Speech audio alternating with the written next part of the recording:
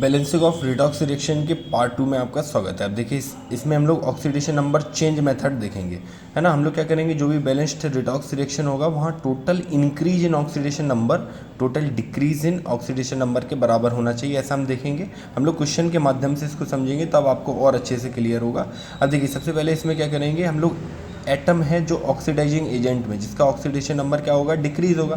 Basically oxidising agent क्या होते हैं, जो सामने वाले को ऑक्सीडाइज करते हैं, है ना। और सामने वाले को अगर ऑक्सीडाइज करेंगे तो वहाँ से इलेक्ट्रॉन निकालेंगे, ठीक है, और वो इलेक्ट्रॉन को एक्सेप्ट करेंगे, है ना। समझ में आया ना। तो वहाँ पर ऑक्सीडेशन नंबर डिक्रीज होगा और गेन ऑफ इलेक्ट्रॉन होगा, जो कि मैंने अभी आपको बताया। अब देखिए select the atom in reducing agent whose oxidation number increase होगा। रिड्यूसिंग एजेंट का क्या हो जाएगा, ऑक्सीडेशन नंबर इंक्रीज होगा, ठीक है। सामने वाले को रिड्यूस करेगा और रिड्यूस करेगा तो फिर क्या होगा, वहाँ से इलेक्ट्रॉन को खींचेगा, वहाँ से वहाँ उसको इलेक्ट्रॉन देगा। अगर उसको इलेक्ट्रॉन देगा तो खुद इलेक्ट्रॉन को रिलीज करेगा, खुद इलेक्ट्रॉन रिलीज करेगा तो ऑक्सीडेशन नंबर उसका इंक्रीज होगा, ठीक है ना।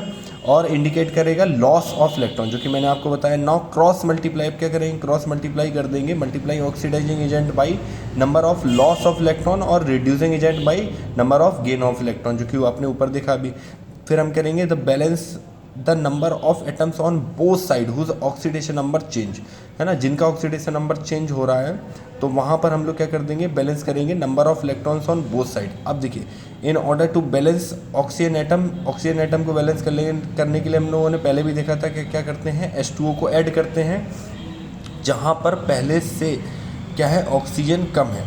फिर हम लोग करेंगे बैलेंस करेंगे H+ by adding H+ to the deficient side, जहाँ पर पहले से हाइड्रोजन नंबर कम है, ठीक है। चलिए इस पर एक क्वेश्चन देखते हैं। बैलेंस बोल रहा है कि बैलेंस कीजिए the following reaction by oxidation number method. अब देखिए यहाँ पर कॉपर प्लस HNO3 क्या जा रहा है, CuNO3 का whole twice plus NO2 plus H2O।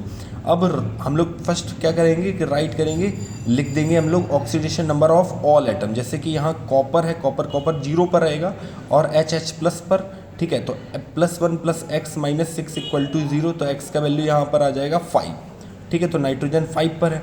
ऐसे ही यहाँ पर कॉपर नाइट्रेट CuNO3 का whole twice plus NO2 plus H2O यहाँ पर दिया हुआ है। अब देखिए ये जो नंबर है यहाँ पर, है ना, ऐसा ये क्रॉस मल्टीप्लाई होगा तो ये बेसिकली क्या आ जाएगा, यहाँ +2 पर रहेगा, है ना। और ये है नाइट्रेट NO3-, ठीक है। तो फर्स्ट आप चेक करेंगे, देखिए बोल रहा है कि there is change in oxidation number of copper and nitrogen. हाँ बिल्कुल, यहाँ पर नाइट्रोजन +4 पर है, कहाँ पर है, ये है यहाँ पर +4 पर है। अब देखिए कॉपर है 0 से जा रहे हैं हम लोग +2 पर, ठीक है। तो ऑक्सीडेशन नंबर कितना इंक्रीज हो गया है, 2 से यहाँ पर इंक्रीज हो गया है। फिर देखिए HNO3, है ना, ये कहाँ पर जा रहा है, NO2 में, तो यहाँ पर +5 से +4 में जा रहा है, तो यहाँ ऑक्सीडेशन नंबर डिक्रीज हो रहा है 1 से। अब वहाँ पर क्या हो रहा था, चेंज हो रहा था 2 से, यहाँ पर चेंज हो रहा है 1 से। अब हम लोग क्या है, क्रॉस मल्टीप्लाई करेंगे, ठीक है ना। तो वहाँ पर जो 2 से चेंज हो रहा था, तो मैं इस इक्वेशन में 2 का मल्टीप्लाई करूँगा, ठीक है। तो ये हो जाएगा 2HNO3 से आ जाएगा 2NO2, और उस वाली रिएक्शन में क्या करूँगा, 1 से मल्टीप्लाई करूँगा, तो 1 से मल्टीप्लाई करेंगे तो बेसिकली यही इक्वेशन आएगा।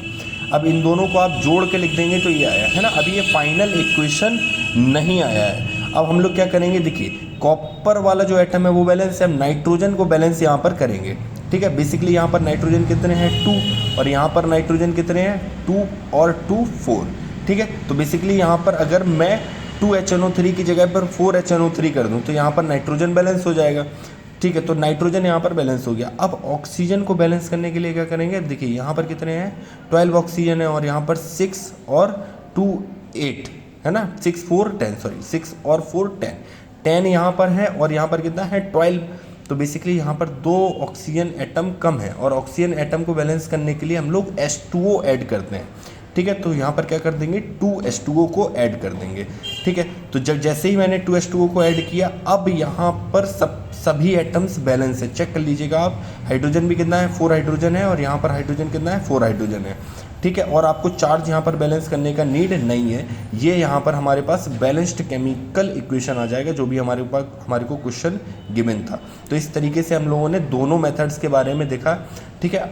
आप एक बार वीडियो इसको फिर देखिएगा, अगर आपको नहीं समझ में आ रहा है, जो भी आपके डाउट्स हैं वो प्लीज़ आप कमेंट सेक्शन में पूछिए। अगर आपको ये वीडियो अच्छा लगा तो प्लीज़ इस वीडियो को लाइक कीजिए, चैनल को शेयर कीजिए, सब्सक्राइब कीजिए। Thank you.